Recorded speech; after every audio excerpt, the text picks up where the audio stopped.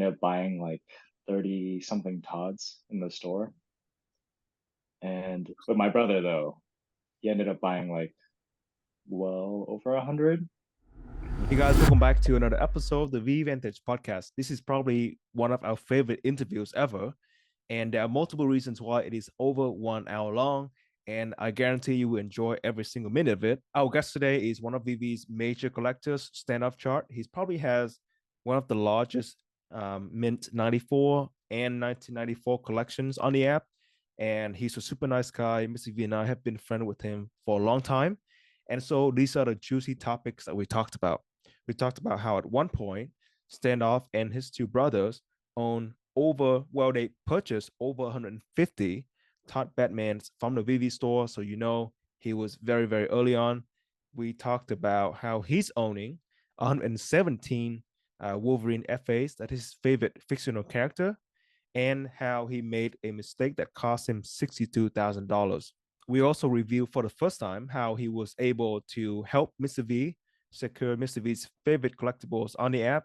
And for the first time ever as well, we are revealing a project that Mr. V and I has been working on for maybe a month or two now. We've been coming up with ideas and interviewing a lot of specimen collectors behind the scene just to work on this idea. And we are super excited to share with you Standoff's story as well as revealing our latest project.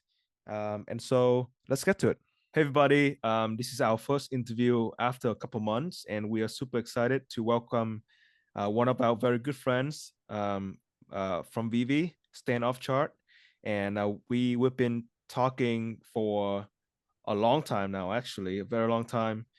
He's a great guy. Probably has the biggest 1994 collection that I have seen. Probably Mr. V, you too, right? I don't think there's anybody that we know who have that many 94 specimens or 1994 too.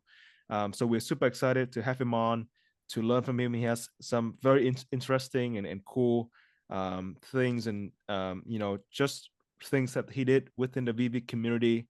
And we would love to share his story, tips, tricks, because he's also a specimen collector with everybody. So Stan, thank you so much for being here with us today.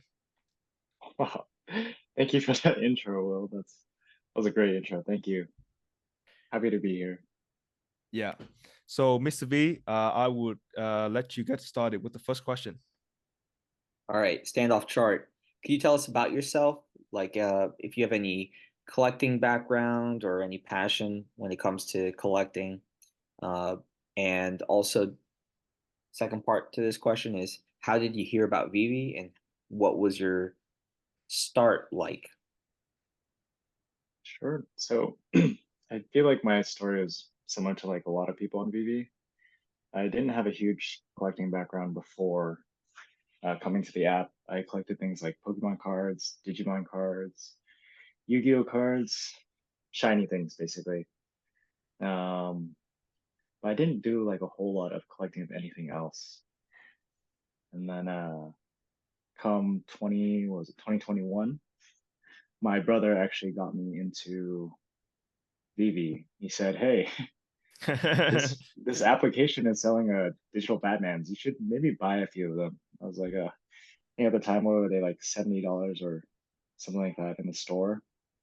So I was like, okay, whatever. This was like tail end of the pandemic and everything, and I had a lot of extra money lying around, so I ended up buying like 30 something Todds in the store. But my brother though, he ended up buying like well over 100. No way. Man, we need to talk to your brother too.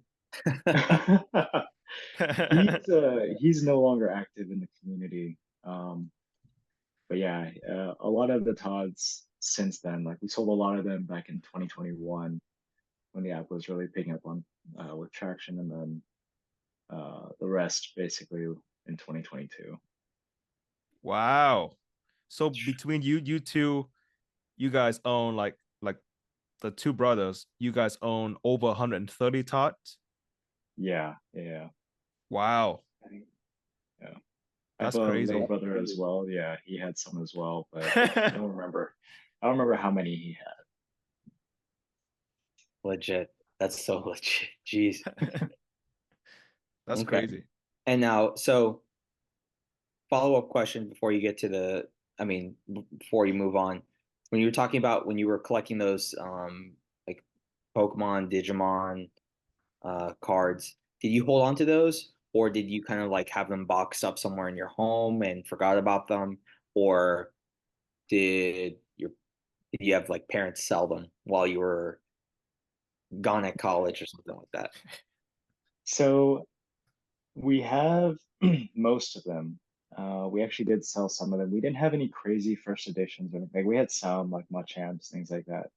But no like Charizard first editions or Blastoses or Venusaurs or anything like that. But we had a lot of cards, like hundreds of cards from like the sets back in like the 90s. And we actually almost sold, so believe it or not, we actually almost sold our entire collection to a card shop for $20. And this was probably like, I want to say in like 2007, 2008 or something like that. Mm-hmm. And then come like, which in 2020, like all collectibles, everything I would say went through like this huge boom or this huge like full cycle, Pokemon cards, Yeah, everything like that went up. And so, our whole collection went from like maybe hundreds of dollars to, ended up being thousands of dollars. We still have a lot of them, but we did a lot of like trading and selling cards and sets and things like that. very cool. You know, side note, I just found out that my boss's wife bought two boxes of the Pokemon cards. It was the Jungle set. She has a first Oh, edition wow. unopened box No way. and a non-first edition unopened box still in the Oh saran my wrap. gosh. And I'm like this close to trying to buy it off of her because she wants to sell them, and I'm tempted. So maybe down the road you guys will Wow. you maybe I do an unboxing or something. Yeah. That would be No, that would be so fun. I would love that. What is the value of something like that? I don't collect anything Pokemon. uh You don't have to say it, Mr. V, because I know you're trying to buy it, but or like you don't have to give a number, but Stan, maybe like from your perspective, you can I just don't. say like you don't have to put out a number, but whether like why is it valuable? Well, so I mean, it's the first edition sets, which came out in like the late 90s, which they no longer produce, obviously. The first of its kind, and they have that first edition stamp on it, which is super Mm. significant to collectors. As far as the price goes, I don't know. I would guess high four figures, maybe even five figures for like a first edition booster box, but I haven't kept up with it in the last couple of years. So within the box, there could be cards that are worth millions. Is that right? Or the box overall is, is the real value here? So there are like the chasers. What you've got like the Vaporeon, you've got I think like the Kangaskhan, there's a lot of them that are worth like hundreds, if not thousands of dollars in good condition, as long as they're like, CGC 10 or PSA 10 or something like that. You got your, evolutions, which are also really valuable. But like I said, like I wasn't too big into the jungle set, so I don't know exactly how much those pieces are, but definitely like incredibly sought after for those first edition. yeah, they're scarce. Right. Scarcity and a few other things are key. So that's the appeal for me. And like I actually bought those. I remember going to the mall and like with whatever couple dollars I had every single time I got like I Yeah. and worked, did chores or whatever and earned whatever money, birthday money as well. Like I bike or skateboard miles and miles and miles just to go to the mall just because I couldn't wait to buy a pack and open it. I So used to have a Wizards of the Coast nearby my place when I was growing up. I don't know if they have any more stores over here, but yeah, they're all closed down, I'm pretty sure in Washington. But oh man, that was my favorite spot to go, buying Pokemon cards and Yu-Gi-Oh cards all the time. But you just never knew the value of the cards when you were younger. So you would bend them, you would crease them, you would trade them, you would sell them for dollars because you thought that was a lot of money. Oh man. true. And now here we are with digital collectibles. Hmm. and Oh and yeah. at least um so so looking ahead, so you and your siblings got well over 100 Todds together amongst yourselves. And then what happened? So your brother sold off in 2021 and 2022, and then uh, what were you doing during that time? Oh man. Um, so I had loved the whole idea of VeVe as soon as like I got into it. And so for me, like it wasn't just like invest. Oh, granted, like making money off the app was great. Obviously, you have like the off-app transactions, things like that, that are now banned and so on. But it was fun because every drop was like profitable. Every drop was like, oh, such a chase, so much excitement behind everything. And there were like thousands of people tuning in to like streams, like tons of people active in the discords, everyone, they're like a huge community. And so it became like a really community driven kind of project for me. And so that's why like I stuck around. For them, it was more of an investment kind of thing. Hmm. And once, after 2022 kind of came around, things started to kind of die off, prices started to cool off, uh, people started to lose interest, and it just wasn't as profitable. So they also lost interest in it. But for me, like, I feel like that was kind of just like the beginning of my whole collecting journey over in 2022. Can I ask a quick question? Well, two questions actually. Mhm. And this is a two-part question. So two questions. Um, First of all, how did you guys, like the three of you, I like, how many thoughts did you say like your younger brother had? Can you like estimate? We probably had maybe like 15 to 20. Okay, let's just say So there's 20 probably like then, around. Mhm. because I need that for like a shocking thumbnail. But between you three, by the way, your parents probably are super proud of you. But between you three, you own at least 150 tots, right? And you bought them in 2021 from the store, which is Mhm. pretty insane.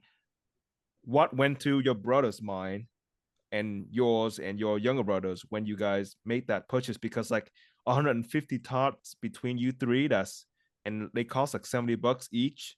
That's $8,000 or something like that of inventory. So you probably had some like crazy conviction in order to spend that amount of money, or at least you guys knew something from your background that motivated you to do that. Yeah, yeah, my brothers were like really getting into NFTs at the time, and for me, like I was always the lagger when it came to like crypto and NFTs. Like my brothers were always the first ones on it, and then I kind of follow along with them. Yeah, I guess I don't want to give too much information away, um, but one of my brothers was, really into some other NFT projects, and so when he saw like kind of the first quote unquote, I guess at the time too, I think VeVe was also advertising it as NFT slash digital collectibles, or at Mm-hmm. least there was some form of understanding that they were NFTs. So when he saw like the first Batman NFTs like officially licensed on an app, Right. he just thought this is ridiculous. We need to buy as many as we can. And so for him, he was buying away. He had, I'd say, a lot more quick liquidity at the time. Mm-hmm. and so he was able to grab a lot. For me, I was trying to buy as many as I could. So I was like, oh man, I gotta sell some of my stocks. I gotta like reposition this and that because I'm like, oh man, if I spend all this. And so I was actually trying to buy more Todds. But by the time like I had some funds that cleared that allowed me to buy some more, it had sold out. And so I was, yeah, And if then anything, like, yeah. so that was my first question. That was awesome.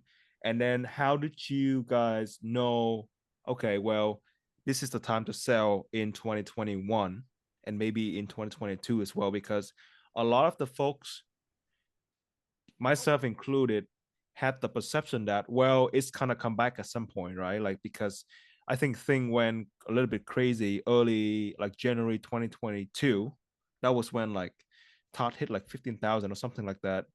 Um, and then they all dipped, but they didn't go all the way down until like 2023.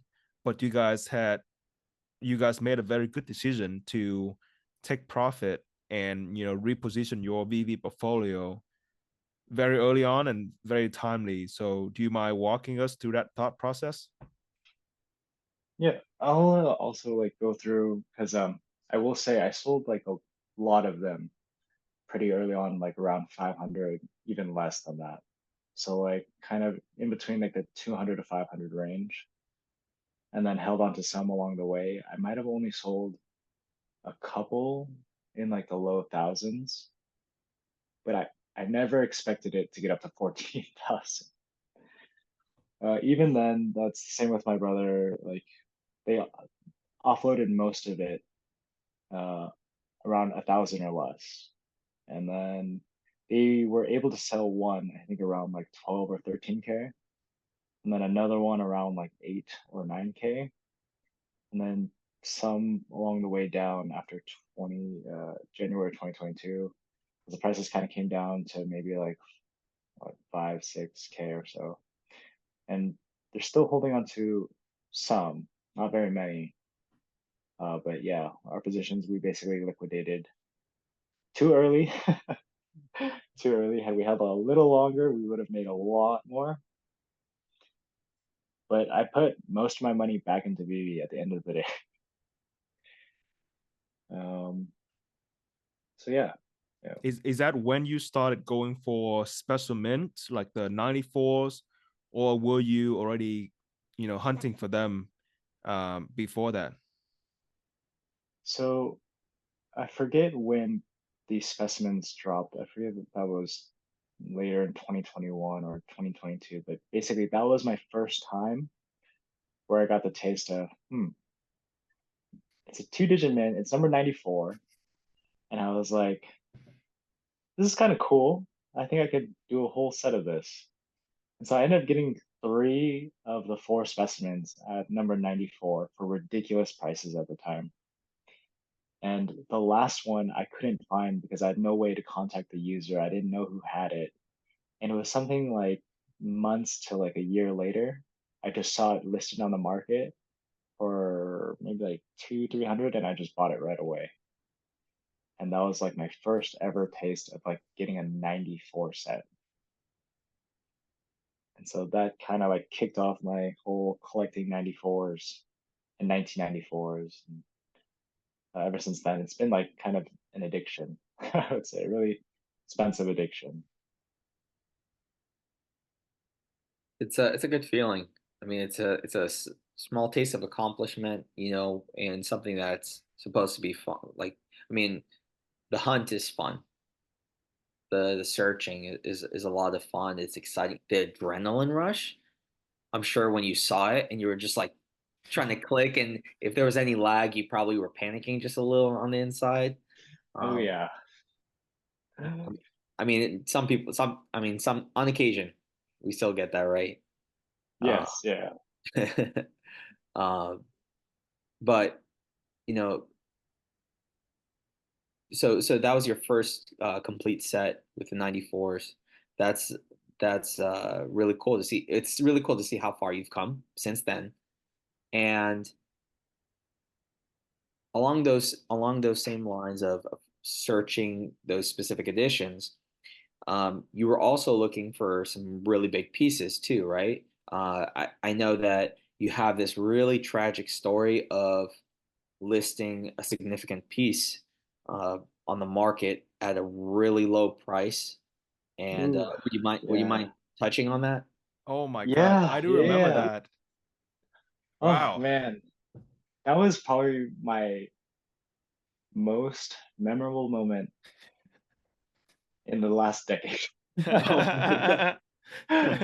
I remember Oh, that night. That was crazy. Like everybody was trying oh, to oh, trying to trust me, help you. I feel that night. I still feel that. Oh, so I had early January of 2022, I was repositioning my portfolio because I really wanted a Secret Rare Spider-Man. And at the time, Secret Rare Spider-Man was probably sitting around 19, 20K or so. And I remember I was at Disneyland with my girlfriend selling off a bunch of pieces to try to chase the Secret Rare Spider-Man. And so I was waiting in lines and I was just telling her, like, hey, like, give me a minute. I just need to sell like a bunch of these things. And then I ended up finally. So by the time I was getting ready to purchase it, the price or the floor price was 31.5K. Damn. Oh, But if I just reached a little bit higher, it was like around like 35K. There was a mint number 125, which I thought was, a pretty number. So I just bought that basically for a little extra. And then I held on to that for a while, and then the price just shot up to 60K. And then like, eventually it reached 100K. Um, but I was actually in talks with a couple of people to sell the piece. mhm. I had a couple of offers at like 60K. Oh, sorry, one offer at 60K and the other offer was at like 65. So basically barely above. But I was going to try to entertain other offers. So I wanted to list it on the market. The price had come down from that 100K, just down a little bit. I wanted to list it at 66K to see if there would be any buyers, anyone to buy it at that price. And this was early February, I believe, if I remember correctly. And I was a little distracted at the time. I was talking to some friends, and I was like, "Oh, I'm just gonna list this real quick, like just see what happens." And I list it, and then almost immediately after I list it, I see the icon that shows like it was sold, and so my heart dropped. I was like, "Wait, what just happened?" It sold like instantly.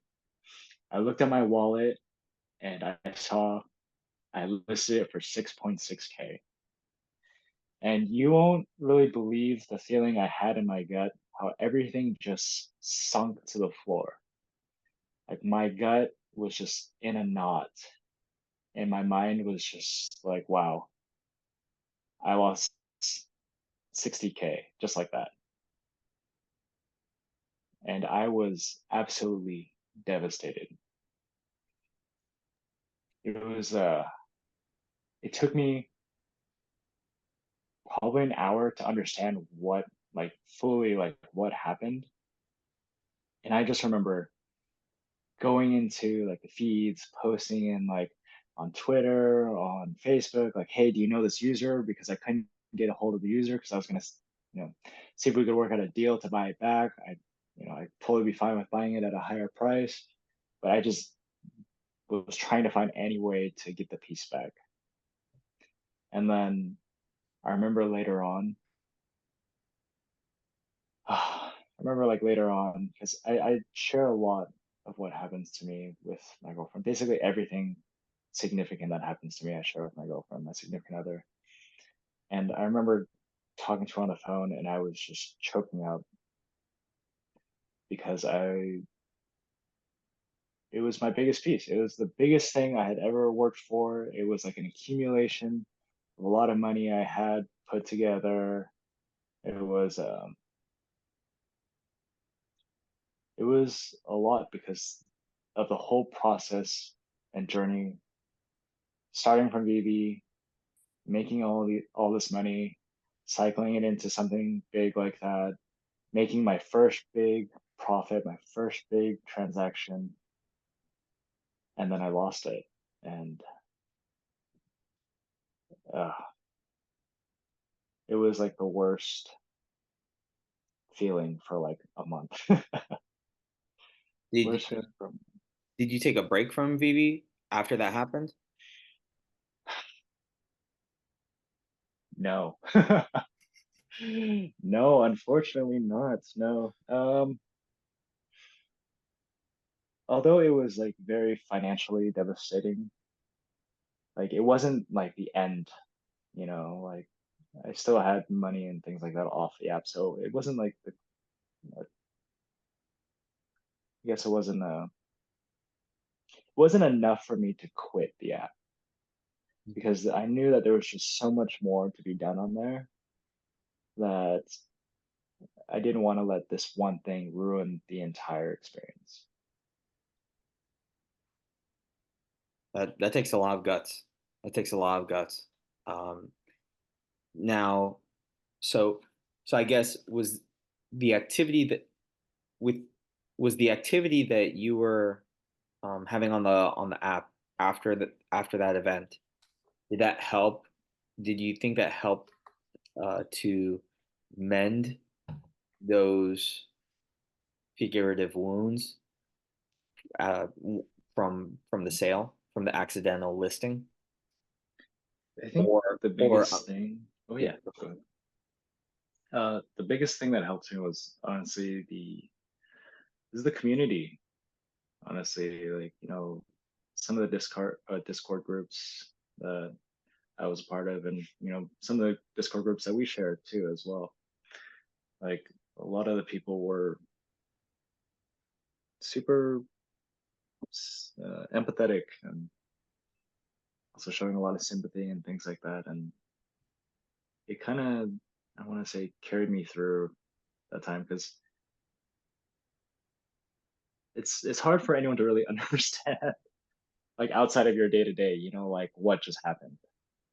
Like no one really knows like what's going on your phone, like what are you doing on your phone, things like that.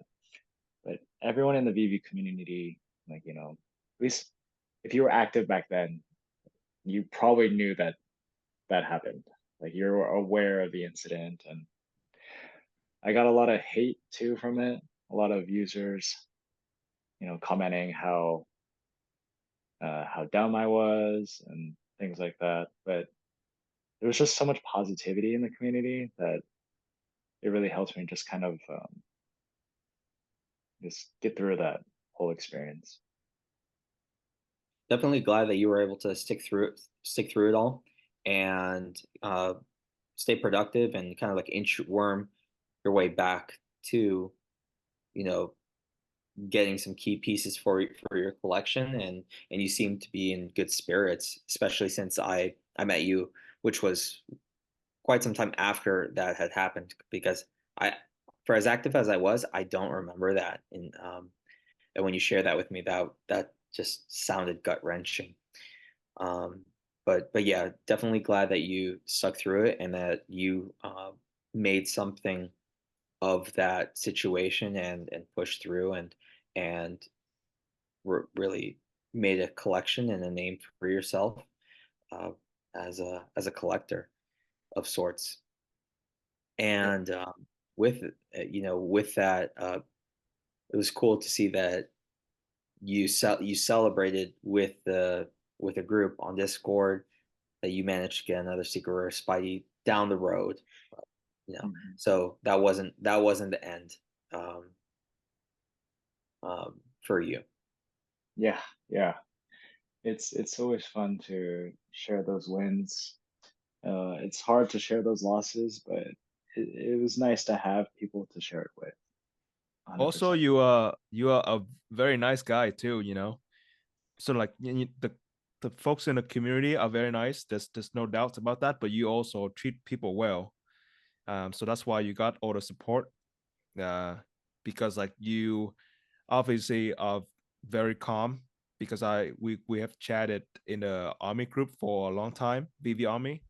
And also like based on our conversation, like you helped me with some ideas. some VeVe ideas through our previous interview as well. Yeah, so it's also your personality too. It's yeah, for the community is huge. It's a huge part of it. But if you were an asshole for whatever reason, then you would not get that kind of support from people. Yeah, I totally get it, and I think that's like a part of my personality too, and why I think it's just so fun to have the community is that like I like to be, at least I've found myself to be like a very big people pleaser, Like I'm having a good time if everyone else is having a good time. And if you're having a bad time, I'm, I'm feeling that and I want to make your experience better. But, Man, you had, with all due respect, you had it quite possibly the worst. That sounds like the most, going from the most devastating situation, and then like if other people were experiencing any difficulties or having a bad time, you of all people could really empathize with anybody. And at no point, I don't think anybody could really say that they had that one moment that was as crushing as that. But for you, and then also along the way, you had some huge wins, and I'm sure we'll touch on those along the way too throughout this interview. Um, but what I found to be interesting, what I found to be really interesting about you is that recently you were letting go very pretty liberally your biggest pieces in your collection. What's going on with that? What's going on? Like you were talking about like yes. I know I kind of like segued it Oh. from your biggest loss to now I'm kind of calling you Thanks out. for tuning in, guys. Interview's over. Yeah, But yeah. yeah, like what's going on? What can you speak on that? Yes, of course, of course. Um, so obviously I had a VeVe Gold and Silver logo. I had the number 83 partner statue, and I had the number 64 Secret Rare Spider-Man, which were three of my biggest pieces I've ever had. And I viewed them a lot as investment pieces. And there was like a part of me that well, I don't know if you guys had tuned in for Randy Chavez's interview with Jason Chen, but that was some time back. He had kind of mentioned how he was selling off a lot of his VeVe collectibles, not entirely quitting the app or anything like that, but he was kind of keeping the pieces that he enjoyed, the things that he really valued and things that weren't investments. And so I was looking at my collection, and I mean, obviously, I'm always looking at my collection. I'm always thinking about like, what am I doing? What direction do I want to go with this? Like, what do I want people to know about me as I collect? And those pieces were big investment pieces for me. And I fortunately was able to sell them for greater than what I had bought them for. And so made like a nice short-term uh, profit on all those pieces. But I reallocated everything into into Wolverines because Wolverine is probably like my favorite fictional character. Especially the portrayal or the Wolverine portrayed by Hugh Jackman. Mm-hmm. Like that is probably my most iconic figure to me growing up.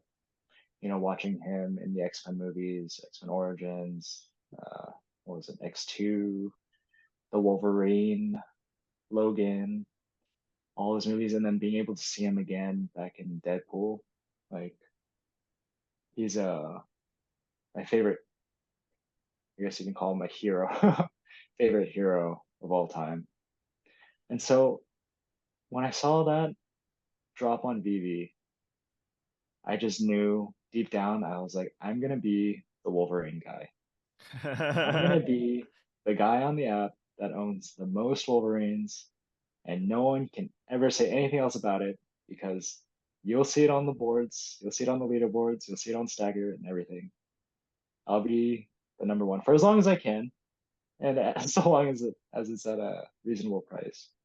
But I just wanted to be the Wolverine guy on the app because I just love the character so much. I've been waiting for him to drop since forever. Ever since I found out that VeVe had Marvel, I was just waiting for the day that Wolverine would come. And so when he finally came, I was like, hey, that's it.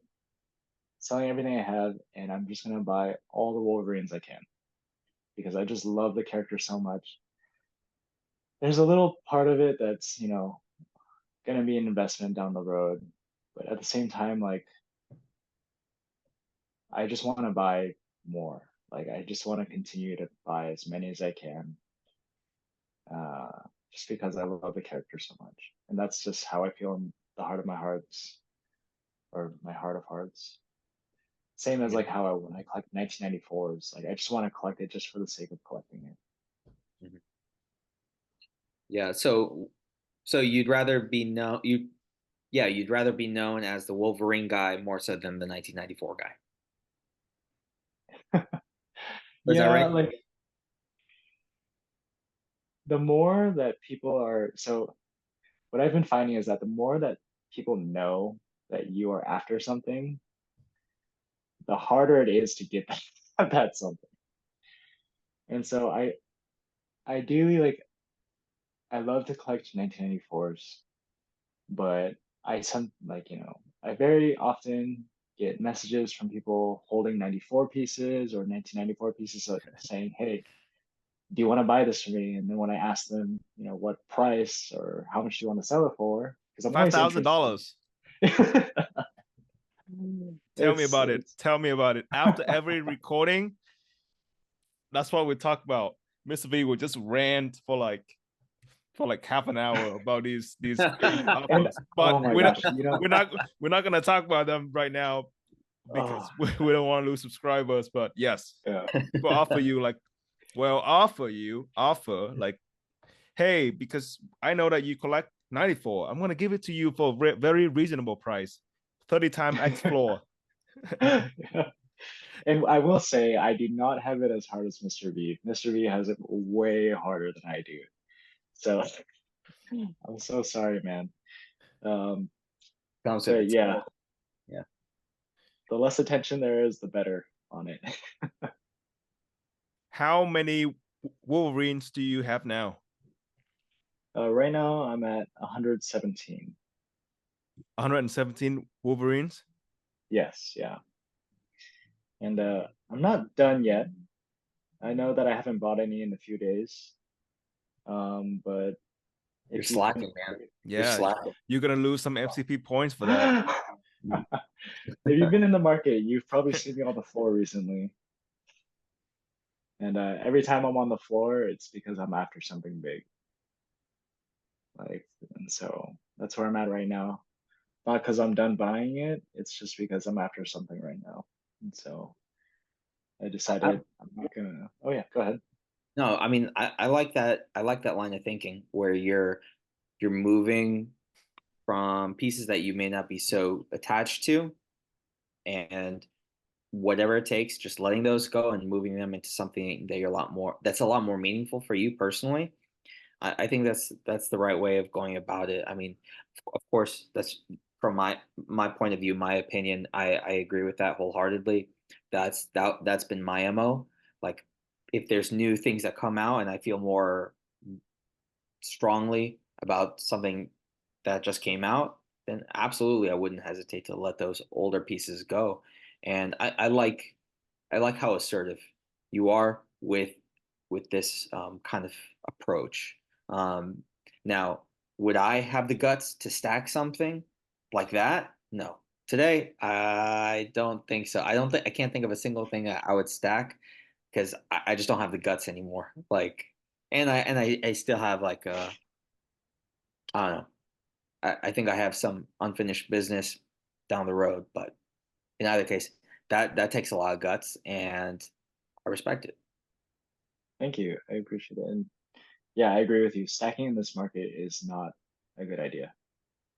Well, I mean, granted, unless you're holding out for a very long time, then that's totally fine.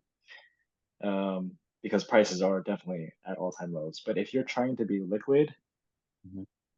unloading tens, dozens, hundreds, even 1,000 pieces, like that would take you forever. You would have to destroy the floor, and you're likely not going to get what you paid for it. I So, did a little bit of math just now. Your 117 out of 3,181 editions comes out to a little, look, approximately 3.7% of the total supply. That does not account for the editions that VeVe held back, which is what, like 90? Is that still a 90, thing? yeah. Yeah. Hmm. Then it's probably a little bit higher. But that's a pretty healthy stack for something that has only one rarity. So Hmm. that's a pretty solid move. That's a pretty solid move, if I do say so. Yeah, I've given it some thought, and it was because I'm such a big fan of the character, because I love the character so much. I thought if everything went to zero, I'm totally fine with it. Like that's how I felt going into buying the Wolverines. If Wolverines went down to zero, I'd be totally fine with losing out on all that money and things like that because I'm so granted I would never let it get to zero. I would say because I would never let it get to zero. But it's just one of those things where it's like I wouldn't mind holding on to this piece for decades. It's just one of those pieces I don't want to sell like ever.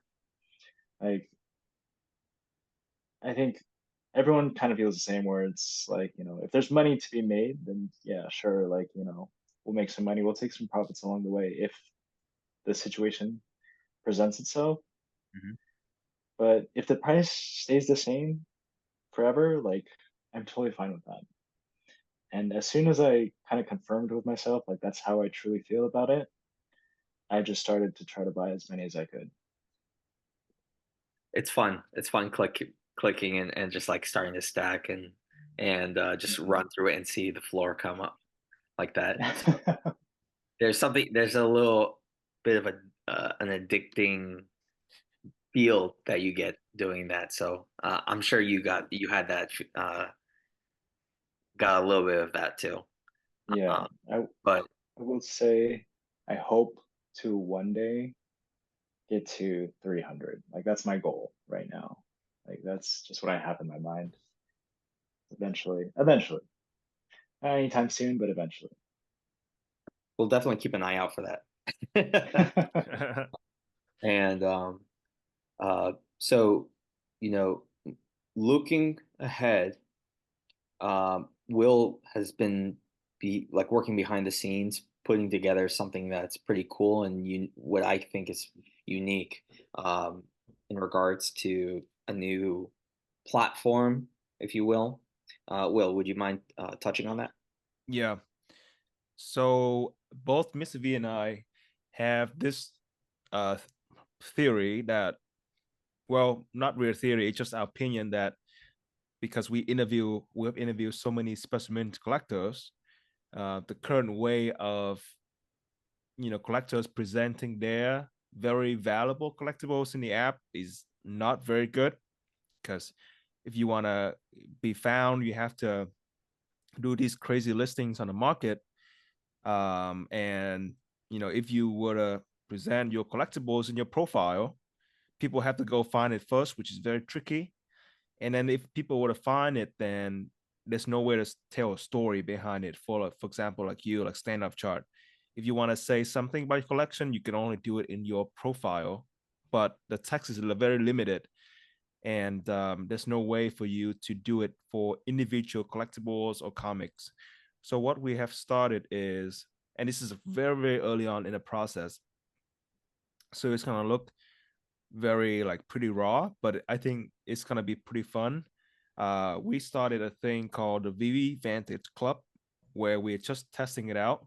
where we basically present helping our friends and specimen collectors and our previous guests to just better present what they have in the collection and tell stories about these individual pieces and tell a story about them as well.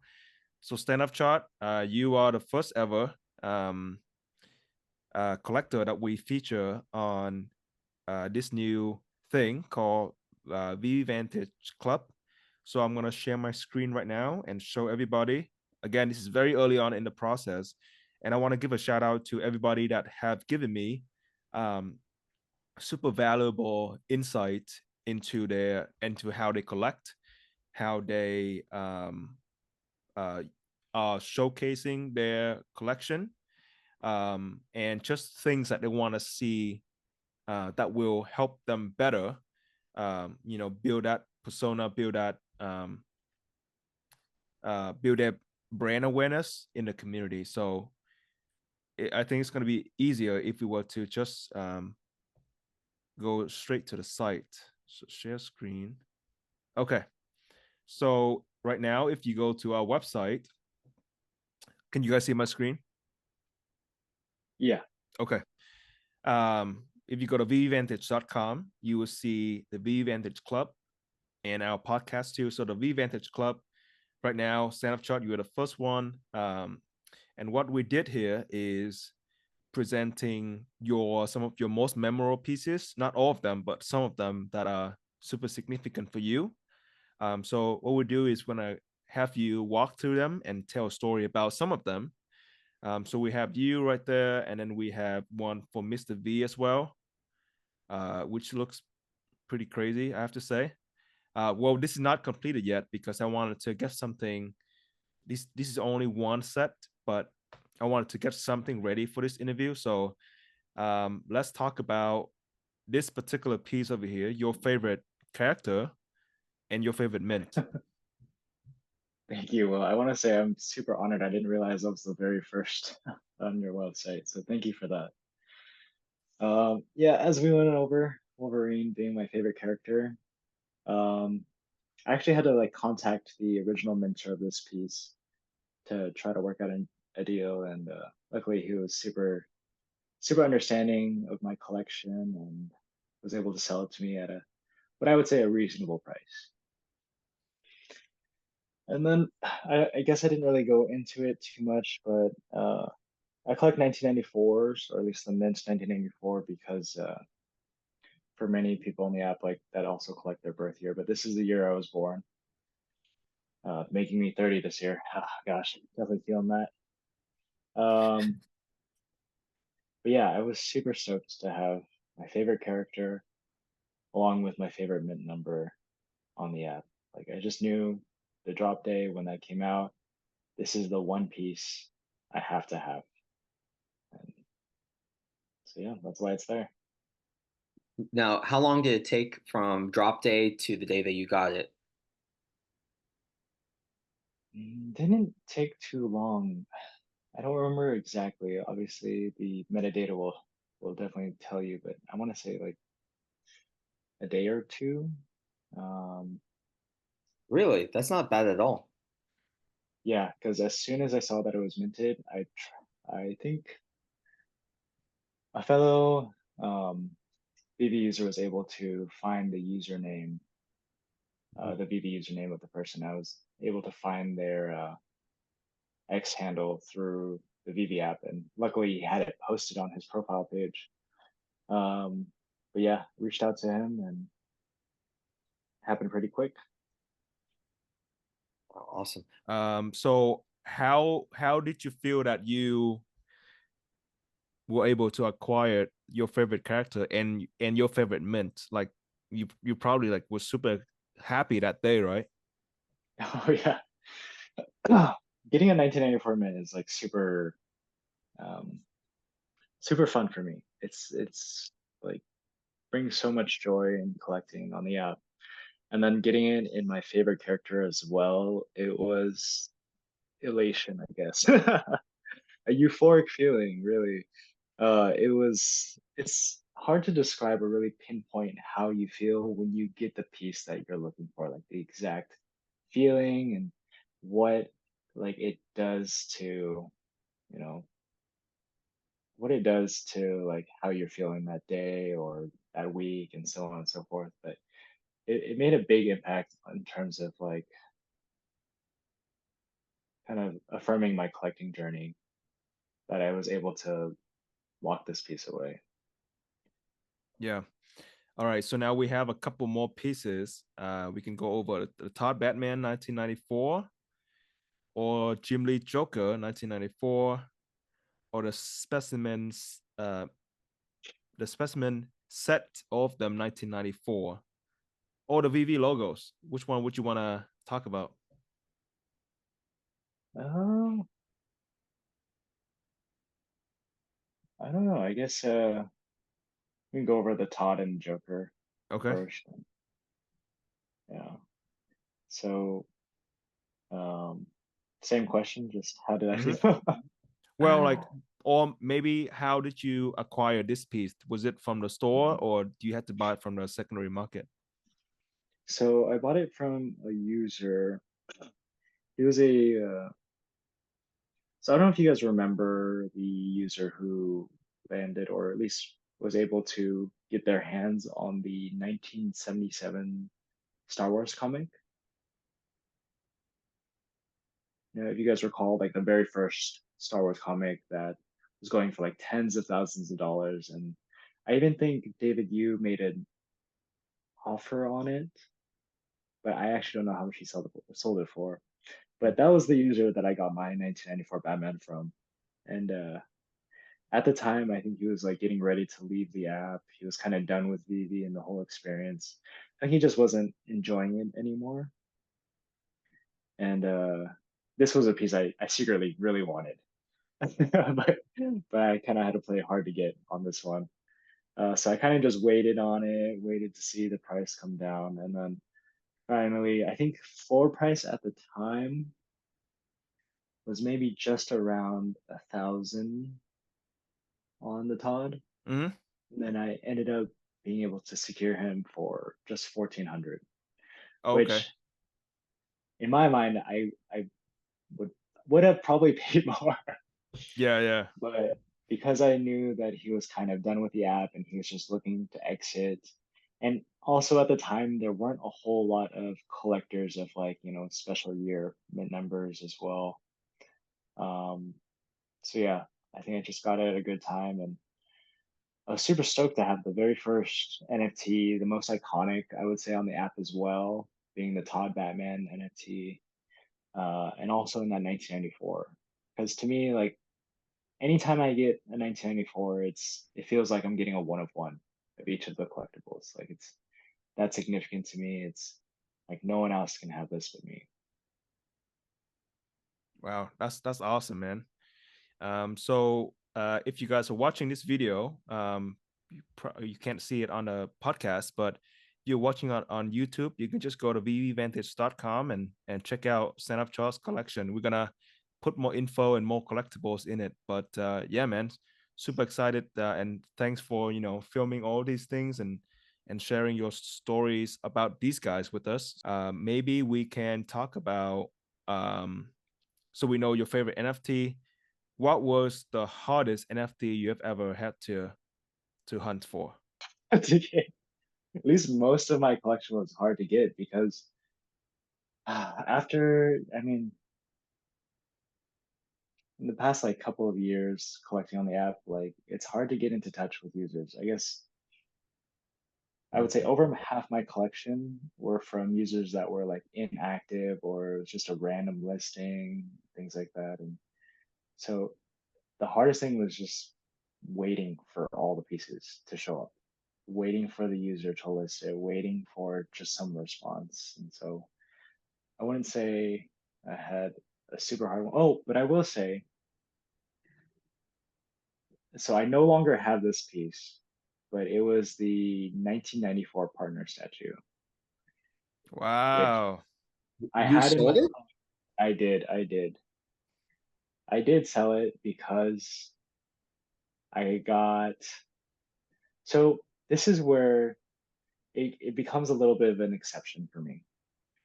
I love collecting 1994s, and I know, or at least I understand on the app right now, I think I might be the only person crazy enough to spend this amount of money for that exact mint, you know? But at the time when I bought it, the floor was probably like around 10 or 11K, Mhm. and I had bought it for maybe like 1K above floor. And so that was like a no-brainer to me. I just had it. And then the price came down, and to me, I thought, okay, I'm the only one crazy enough to buy this piece. If there's anyone else crazy enough to buy it at a ridiculous price, like I'm okay with selling it because I know that it's not like anything was necessarily lost besides losing the piece. But the floor had come down to around like 6 or 7K, and someone wanted it from me, and I was like, "There's no way I can sell it at floor price." Um, but they actually offered me what I had paid for it. And so, the floor being super low and kind of like, that 5K buffer zone, I was like, all right, well, the money was going to go towards other things in the app anyways. It's like if I can make a profit or if there's an opportunity cost associated with it, I'll take the opportunity and then usually do it to either build out my collection a little bit more or go for some other pieces that I've also been eyeing as well. So things like, what is it? The Timon and Pumbaa 1994 I had sold. The 1994 partner statue I had sold. The Disney D 1994 I had also sold. And those were also for like, way above floor and You usually now around. banned from Disneyland?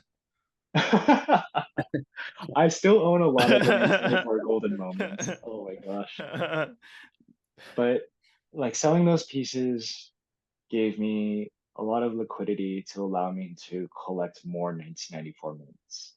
Like I would say without selling those pieces, my collection probably wouldn't be nearly as far because having that liquidity at those times allowed me to buy a lot more pieces.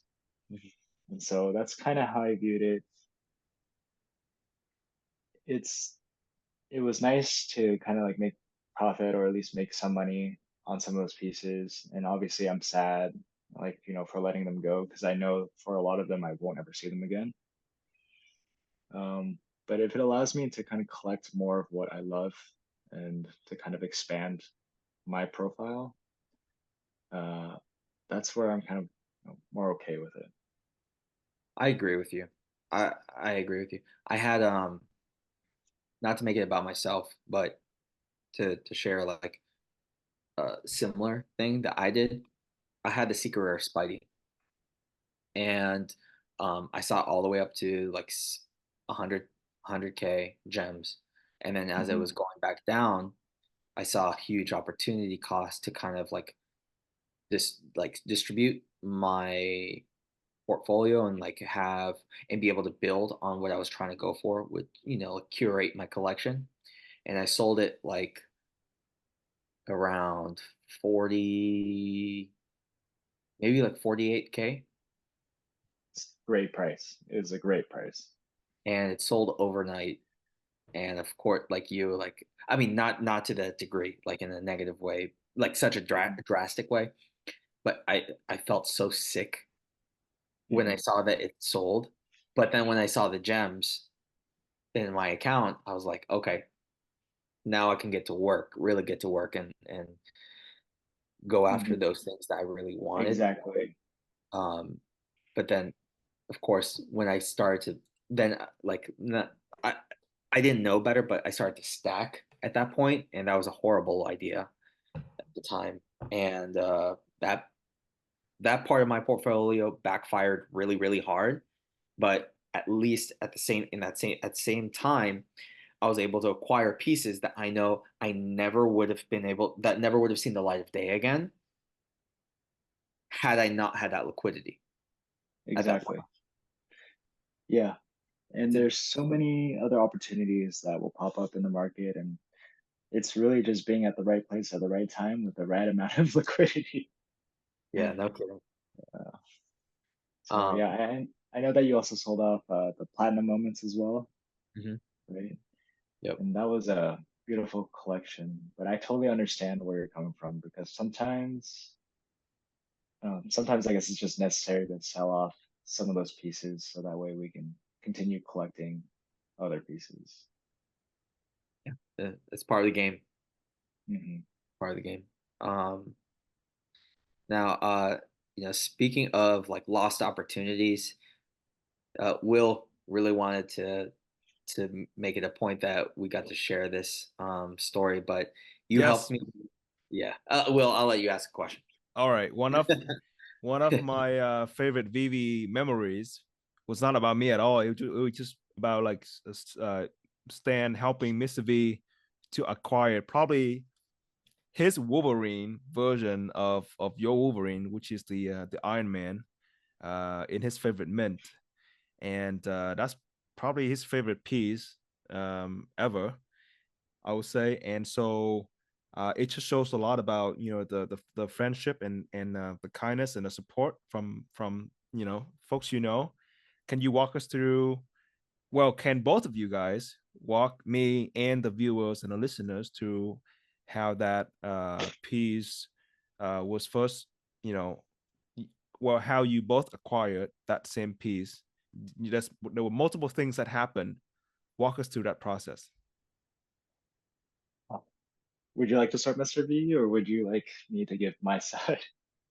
Um, well, I'll preface what you say by sharing that Standoff Chart and I kind of had this agreement where if we have the liquidity to help each other get the other person's targeted item, we'll do it, and we'll just kind of hold on to it until we can um, let the other person get it when things are slow or people forget about it.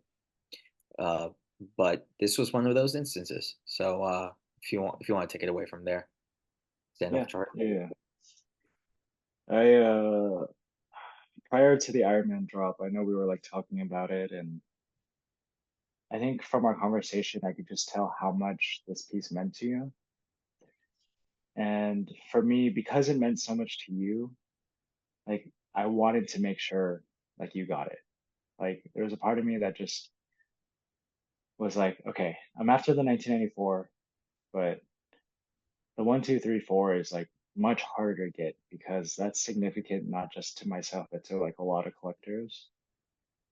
And kind of like getting that sense of feeling of how much you cared for that piece made me almost, oddly enough, like it made me almost care about that piece just as much because I wanted you to have it.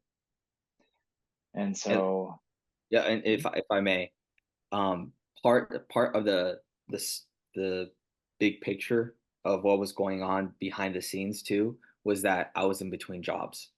So I just ended my career as a teacher, and I was waiting on my licensure. Not my licensure, my my licensure for my new job, and I had to wait for the FBI background check to clear, and that took 3 months. So I was in limbo, and I didn't like I had very limited funds at the time, so I was not liquid at all, and that played a huge factor of like my despair at once I saw like the drop coming, the advertisements on X, and I saw the animation, and everyone else saw the animation. Everyone was like, "This is legit. This looks freaking amazing." So of course, here I am. I'm wallowing by myself behind the scenes, and I'm distraught, and I'm having conversations with Standoff Chart, and then he really stepped up for me. And if you want to finish this up. oh, I mean, you did a great job. Um, yeah, like what can I say? Like I really enjoyed you as a person and as a collector. And to me, like, obviously having money to me is like great, like, but I think having that shared experience, having that memory was more valuable to me than holding on to the gems at the time. And so I was probably hunting that piece harder than I was hunting the 1994. Okay. Because I just knew that like if I could get this piece for you, I just knew like how good it would make both of us, I guess, kind of feel because now it goes to someone who will really cherish it, and that feeling of getting that piece that you truly want, like I could really, really empathize with that. And so it, like I said, it just felt like I wanted that piece. That's what it felt like. And so I was happy that I was able to get it. It's a huge part of my collecting experience, and it's one of the biggest showcase pieces because it's part of a greater greater set Hmm. that I absolutely love, and it's like it adds that special touch to the Iron Man collection that I have that is it's hard to put into words, but like you said, like the meaning behind it, the story, the experience, the suspense, my gosh, like the suspense of seeing it hit the market and then just knowing that he standoff chart had my back, like you don't know, no, like nope, I don't know how many people can express that kind of appreciation for somebody who's willing to go above and be like really go above and beyond with no prompting whatsoever. Like he just he offered, and I would not, I don't feel comfortable asking anybody to do something like that, but I mean, what can I say? I'm forever grateful, and I think that really helped build that relationship, that bond, um, throughout this experience on VeVe. And you know I owe him several drinks or something. I don't know. I don't know what else I could do like to top that. Just like it's an opportunity cost kind of thing that I don't think I could ever replicate a way to return that favor. So can I show it? Can I show the set? go for it. Go All for it. right. All right. Well, this is going to be a good opportunity to showcase the V Vantage Club. So right now we are Oh, in Mr. V's collection. I only had two set up so far. By the way, I think it would be a good idea to at some point include like the VV the X profile for you guys in here as well. But this is the first set, and which is a Thanos Infinity Gauntlet min matching set, and this is the second one, which you guys worked on. Um, you want to briefly talk about it, Mr. V, just for 1 or 2 minutes? All right. I'll try and keep it super brief. So the first time I ever pieced together a matching set was with the Avengers and the Iron Man Golden Moments collectible. I remember seeing the Iron Man Golden Moment in the market, and Also, yeah. so because we have listeners who will be listening it to the podcast and they won't be able to see it, can you describe what they're looking at? Oh, sure. So I have the 6 collectibles with matching editions. We have the Comic Con exclusive Iron Man that's animated that StandOffChart helped me get. We have the Avengers Tower. We have the Golden Moments set of the Avengers logo and the Iron Man. We have the Marvel Mighties Iron Man, and we have the Funko common variant with the traditional red and gold paint on the suit. Um, all of 6 of those with matching additions. Now, the what kickstarted, and I don't know how many people know this, but what got me started with the whole pursuit of matching additions across the board uh, was the Golden Moments set of the Iron Man and the Avengers logo. Now, I remember seeing the Iron Man in the market, for maybe 2x, 3x floor, and it was there for like 2 or 3 days after a drop day. And I was looking at it, I was staring at it, I was like, how is nobody grabbing this? And so I started selling off everything that I possibly could, anything that would give me enough gems. And it took me longer than I wanted it to, but I finally grabbed it. Then, like maybe, I don't know, a week or two later, another guy messaged me on Telegram and said, "Hey, I have the matching Avengers logo. Do you want it?" And me being a knucklehead, like I was like, "Why would I?" Like, no, I'm good. I don't need to spend whatever you're asking me, like this crazy premium for it. Which really wasn't crazy, but like at the time when I was buying things on the floor, it seemed crazy at the time. Um, so I said no, and then he sold it to someone else. And then like a day or two later after that, I was like, should I have matched that? I should have matched it. Let me message the guy and find out what happened to it. And then he shared with me like who the buyer was. And then I looked at the guy's collection, and the guy who had it also had the Walt, the matching Walt, and the Sorcerer Mickey hat, Golden Moment. So he had three golden moments that matched with the additions of one, two, three, four. And I was like, I'm never gonna get this piece.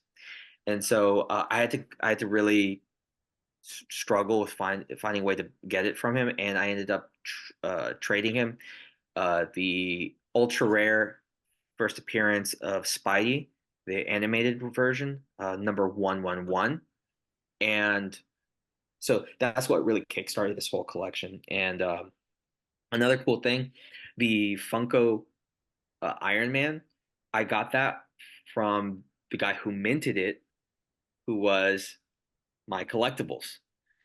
He got that. Wow. Yeah. So I mean, like Yeah, I remember that. Wow. he shared it on X, and within 2 or 3 minutes of him posting it, I saw it, and I was spamming his I want to go to Canada and find you and make you sell to me. yeah. I was like spamming his inbox, and I was DMing him, and I was like, please let me know.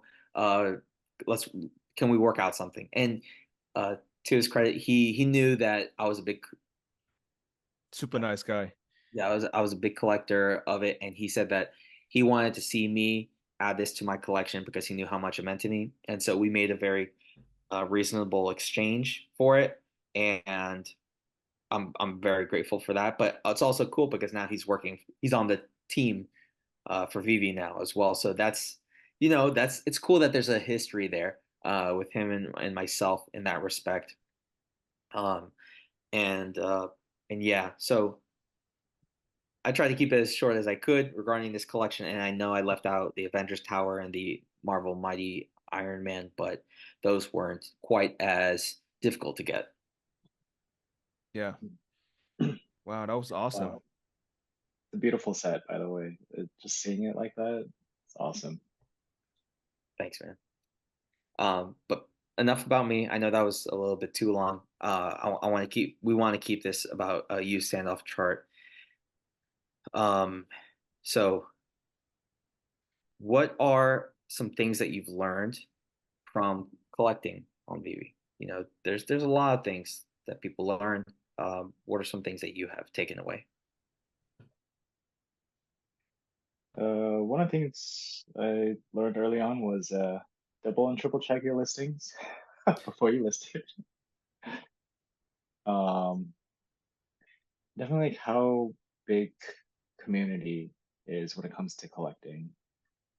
Uh, it's something that's really difficult to do alone, from what I've found, and having, friends in the community and getting to know people and kind of diving your way into the whole ecosystem really helps with just the whole experience. So that's something I've learned, and I'm sure that it applies to all, you know, parts of collecting uh, in the physical world and the digital world. And I want to say my biggest lesson is trying to learn when I'm investing and when I'm collecting. Yeah. Like that is my biggest lesson. And so early on, like in the early VeVe days, I was like, oh, I love everything. Oh, I love this. I love that. Oh, I want to buy this. Oh, I'm definitely going to mint that. I'm going to mint this. Oh, I'm going to spam buy this. I'm going to wake up super early to get this and so on and so forth. And it took me a while to really understand that I didn't love those pieces. I just loved the profits that it brought me. And so, uh, really kind of discerning those feelings of, um, I guess, interest in profits versus like interests in the collectible themselves. And then it really helps me kind of, reasonably spend here and there. So that way I'm not, you know, what I would say going ridiculous on my purchases and things like that. Uh, to really help me budget my VV experience. Um, but also to help me kind of with collecting what it is that I truly want to be part of my collection. Yeah. So now thinking forward, maybe we can go over one or two more questions. But thinking forward, uh, what is your plan? And that's the first question. And maybe the second question is, the that the prices have been tanking a lot and stuff like that. Do you have any feedbacks for VeVe so they can just improve things? Because you are super early. You started when Todd was in store, so you've been through quite a bit. Do you have any feedbacks for them? So this is something that I've thought about for a long time, and I know like the community is very uh, it's not necessarily like split. That might not be the right word I'm thinking of, but I think a lot of people have their feedback for VV as a company, and I do agree that they could improve on the communication and things like that. But in terms of vault value and advertising and things like that, a lot of people like attribute it to like being VV's fault, but back in 2021, VeVe didn't have a lot of advertising, like almost none. And what what really brought users to the app was profits. Like that was the biggest thing. And what drove people away from the app was that profits were harder and harder to get. And so we see like our values tanking because we don't have a huge user base. And uh, really, when people start seeing that VeVe is profitable again, or at least more profitable, like people will just naturally come back to the app. Like it'll just happen because there's like a very small, very minute part of the population that actually is into collecting, whereas there's a very large, huge chunk of people, basically everybody, who's into making money. And if we start seeing that things are profitable again, whether it's reducing edition sizes or whether it's like coming out with crazier drops and things like that, I think that'll be the biggest driver for bringing users back to VeVe because advertising can only do so much. If there's not a lot to do on the app, it's not really going to be entertaining. But if people are making money, that's entertainment in itself. And so, besides that, like, yeah, communication, that's just the biggest thing. It's difficult to consistently accept things as they are without having like a reason or an explanation behind it. So yeah, I guess that's it. Yeah, MisterV. Yeah. Now, with that being said, would you say that that would deter, like, all of these things, these are significant, these are super important, those points that you brought up, right? Would that deter you from wanting to attend an in real life event, or do you think you still want to to go and experience that amongst other collectors, maybe that you've the people that you've met online, are you still inclined to attend those in real life events, or do you think it starts and ends with everything being online and you just kind of keeping it with the social component on X or Discord and collecting online? A good question. I would love to attend an event in person for sure. I guess like I've never been, well, as I've been changing my portfolio on VeVe, I found that I have less and less emotion tied to the investment side of things, and more like, if we were to do like a pie diagram or something like that, or pie chart, a greater piece of that pie is kind of turning into a collecting kind of pie. And so, like, Could I ask? regardless of, I'm yeah. sorry. Could I ask? Do you think it was beaten out of you, figuratively, of course, right? Do you think it was beaten out of you and like just kind of like, well, I guess we gotta roll with these punches and just accept that it's not going to be embraced in the short term as a financial thing? That is a great question, by the way. Yeah. I love it. That is a great question. I think a little bit, yeah. I would agree that it has. But a part of it too was that, in the past few years, I've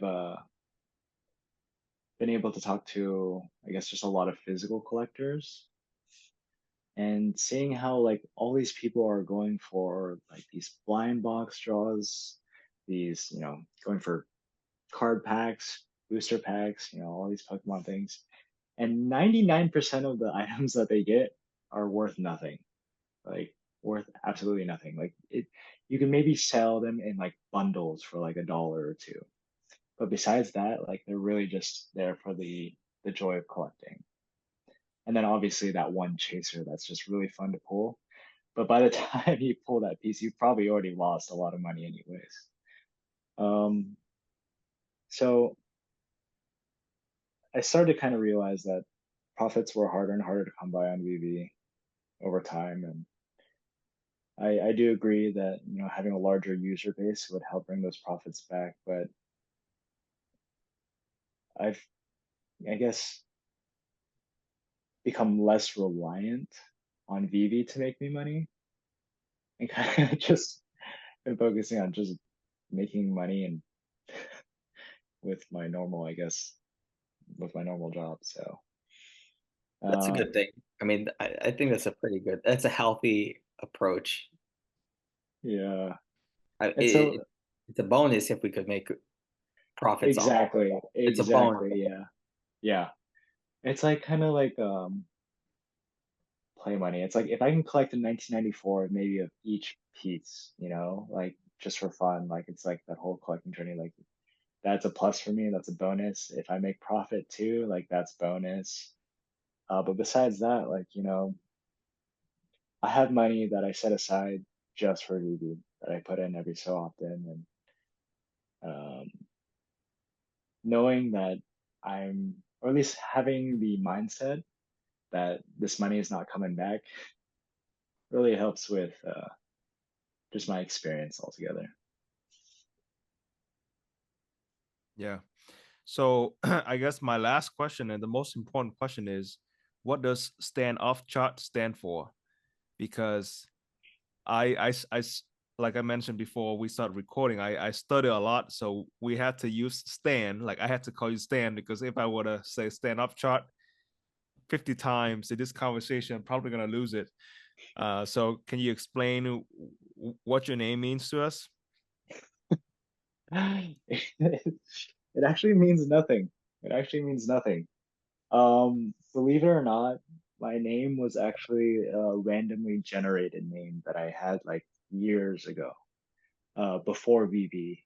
Um, and it was just such an odd sequence of words, uh, that you know that you could have made up like a pretty good story about it, right? Well, Very so under. This is very underwhelming. I'm disappointed. yeah, I'm so Unsubscribe. sorry. It is super underwhelming. But the We way I need thought of it subscribers, was, man. We need a. You could have made it like you could have invented something. uh, it's it's definitely more elaborate than that, but it's just hard to really like dive into the whole um, thought process behind it. But I basically treat it like my real name, where it was kind of a random name given to me at birth. I had no choice. It wasn't something I got to necessarily decide. And in a weird way, like that's kind of how I felt with this randomly generated name. And I just started using that username for almost everything. I get that, and I think that's very clever. I think that's very very smart, and putting it that way, framing it that way, I'll take it. I think we'll Thank take it. you. Yeah. Appreciate it. Yeah. Um. Stan. By the way, he's not showing his face, but he's a very handsome man behind Oh behind gosh. the randomly generated name. Oh my Just so gosh. our viewers know. But thank you so much, man. We kind of took a long break from doing content, and the last time we interviewed was when we interviewed Charlie, super nice guy as well, maybe like 3 months ago. So it's been a long time, and we expect this conversation to be good, but we never expected it to be this good because we went over so many stories, and you share your journey with your two brothers, and then the Secret Spider-Man, and then Wolverine, and other items that have 1994 or 94 mint. And yeah, listen to you just make me want to get back to it and interview more people, and understand more about their stories. So thank you so much for spending the time with us, and we hope that maybe next year or something like that we can get together again. Or if you decide to go to the offline event later in the year, um, we can meet up and hang out and have a drink. Well, multiple drinks because MisterV is buying your drink. I owe a lot. I owe a lot to a lot of people. Let's put it Oh, that way. of course. Yeah. Thank you so much for having me, guys. Like it's an honor because I listen to your guys' videos via YouTube a lot, and so I love hearing these conversations. I love getting to know people and their mindsets with collecting and everything like that. So I really appreciate what you do for the community and everything like that. Yeah. All right. Thank you so much for your time, man, and we look forward to meeting you in real life one day. Yes, definitely. Yeah. All right. Bye, guys. All right. Take care. Bye bye.